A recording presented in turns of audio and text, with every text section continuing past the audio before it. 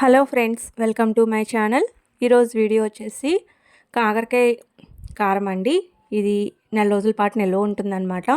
చాలా టేస్టీగా ఉంటుంది. నేనైతే ఏ పద్ధతిలో చేసుకుంటాననేది ఈ వీడియోలో నేను చెప్తానండి. స్టార్టింగ్ నుంచి ఎండింగ్ వరకు వీడియో అనేది స్కిప్ చేయకుండా చూడండి. వీడియో కనుక నచ్చినట్టయితే లైక్ చేయండి, షేర్ చేయండి, సబ్స్క్రైబ్ చేసుకోండి. ఈ వీడియోని మీకు నచ్చినట్టయితే మీ ఫ్రెండ్స్ ఫ్యామిలీ మెంబర్స్కి షేర్ చేయటం అస్సలు మర్చిపోవద్దు. చాలా టేస్టీగా ఉంటుందన్నమాట. చాలా నచ్చుతుంది, ప్రతి ఒక్కరికి కూడా ఇష్టపడతారనమాట. దానికోసం నేను ఇక్కడ అరకిలో కాకరకాయలు తీసుకున్నానండి. ఈ కాకరకాయలు పైన చెక్కు అటు ఇటు చివర్లు కట్ చేసుకొని పైన చెక్కు తీసేసి ఇలా రౌండ్గా ముక్కలు కట్ చేసుకొని ఒక ప్లేట్లోకి తీసుకున్నాను.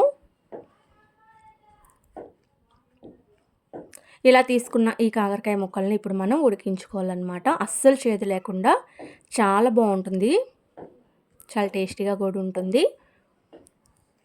ఇప్పుడు ఇది ఒక డిష్లో తీసుకోవాలండి. కాకరకాయ ముక్కల్ని ఒక డిష్లో తీసుకొని దాంట్లో మజ్జిగ వేసుకోవాలన్నమాట.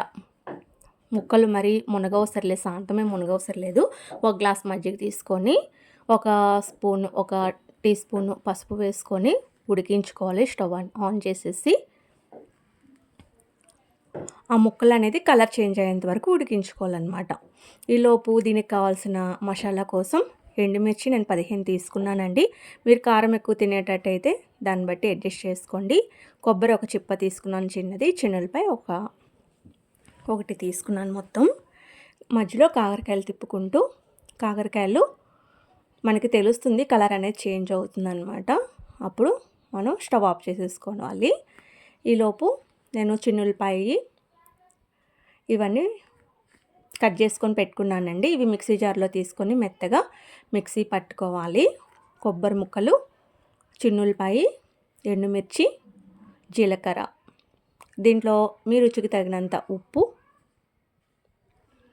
అలాగే కొద్దిగంత పసుపు మంచి కలర్ కోసం వేసుకొని మంచిగా మెత్తగా, మరీ మెత్తగా కాదు, కొంచెం కచ్చాపచ్చాగా మిక్సీ పట్టుకొని పక్కన పెట్టేసుకోండి.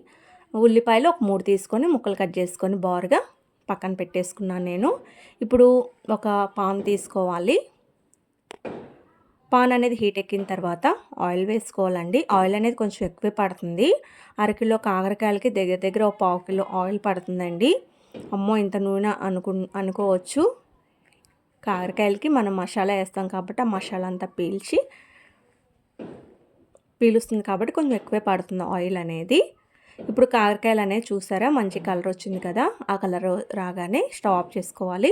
ఇప్పుడు ఈ ఆయిల్లో ఈ కాకరకాయ ముక్కలు వేసుకొని మంచి బ్రౌన్ కలర్ వచ్చేంత వరకు వేయించుకోవాలన్నమాట. ఈ కలర్లో వస్తే సరిపోతుందండి. ఇప్పుడు తీసుకుని ఒక ప్లేట్లోకి పక్కన పెట్టేసుకోండి. అలాగే సెకండ్ రౌండ్ కూడా నేను అట్లానే ఫ్రై చేసుకుంటున్నాను అనమాట.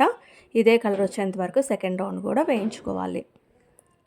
ఇవి బాగా మాడినాయి అనుకుంటారేమో, చూడటానికి అలా కనిపిస్తున్నాయి కానీ మాడలేదండి.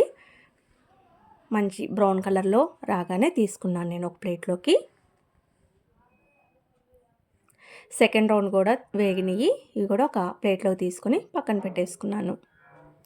ఇప్పుడు ఇదే ఆయిల్లో ముందుగా కట్ చేసి పెట్టుకున్న ఉల్లిపాయ ముక్కలు ఉన్నాయి కదండి, అవి వేసుకొని ఫ్రై చేసుకోవాలి.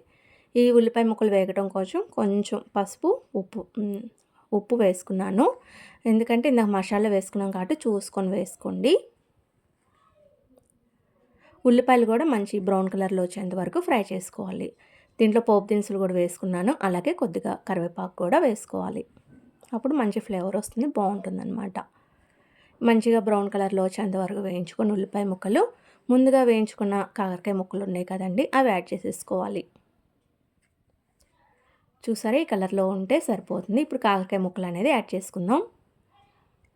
యాడ్ చేసుకొని ఒకసారి కలుపుకొని కిందకి పైకి ఇలా కలుపుకున్న కాకరకాయ ముక్కల్లోకి ఇప్పుడు ముందుగా మనం రెడీ చేసి పెట్టుకున్న మసాలా ఉంది కదండి, ఆ మసాలా మొత్తం వేసేసుకోవాలి. చూసారా నేను ఇలా కచ్చాపచ్చాగా పట్టుకున్నాను. ఇది వేసుకొని సిమ్లో పెట్టేసి స్టవ్ మసాలా అనేది మంచిగా మగ్గేంత వరకు వేయించుకోవాలి. మరి మాడేదాకా కలర్ చేంజ్ అయితే సరిపోతుందండి, మాడనీయకూడదు. కొంచెం మాడినా టేస్ట్ అనేది మారిపోతుంది అన్నమాట, బాగోదు. అందుకని సిమ్లో పెట్టుకొని మసాలా అనేది మంచిగా మగ్గాలన్నమాట. కారం అనేది మనకి ఈ ఎండుమిరగాయల కారమేనండి, కాబట్టి కారం అనేది మీరు చూసుకోవాలి. మీ కారానికి తగ్గట్టు కారం ఉప్పు అనేది అడ్జస్ట్ చేసుకోండి. అంతే అండి, కాకరకాయ ఫ్రై అనేది రెడీ అయిపోయింది. ఇది 4 రోజుల పాటు చక్కగా నిల్వ ఉంటుంది. సైడ్ డిష్ పప్పుచారు, పప్పు అట్లా నంచుకోవటానికి బాగుంటుంది. అన్నంలో కలుపుకొని తినడానికైనా చాలా బాగుంటుంది. డెఫినెట్గా ఈ విధంగా ఒకసారి ట్రై చేసి చూడండి, మీకు కూడా నచ్చుతుంది. ఈ వీడియో కనుక మీకు నచ్చినట్టయితే ప్లీజ్ లైక్ చేయండి, షేర్ చేయండి, సబ్స్క్రైబ్ చేసుకోండి.